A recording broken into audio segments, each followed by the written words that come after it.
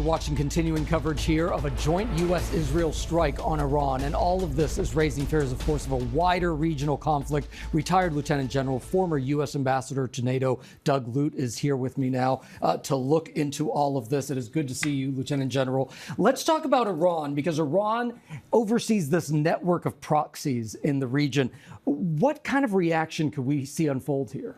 Well, these proxies, of course, occupy territory where the U.S. has interests. So from Yemen, through Iraq, through Syria still, even though much diminished, into Lebanon, all the way into the Gaza Strip. So while these proxy networks they suffered heavy attrition over the last year, largely at the hands of Israeli strikes, they still exist. So U.S. interests, this is beyond just the Persian Gulf.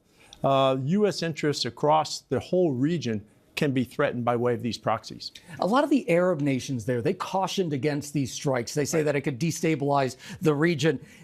If this goes on for days, as the president suggested, what could we see with those countries? Well, you're right. First of all, if we take the sort of maximalist objectives that President Trump laid out in his statement from Mar-a-Lago, this will go on for days, and maybe even longer than days, weeks.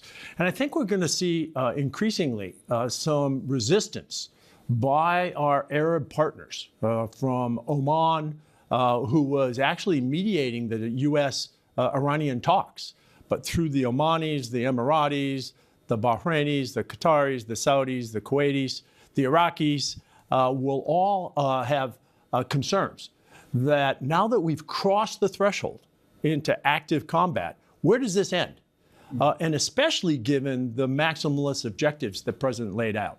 What about our allies in Europe? What are you expecting from them? Well, look, the Iranian ballistic missile program, the systems they have in hand can reach Europe, at least the southeastern part of Europe.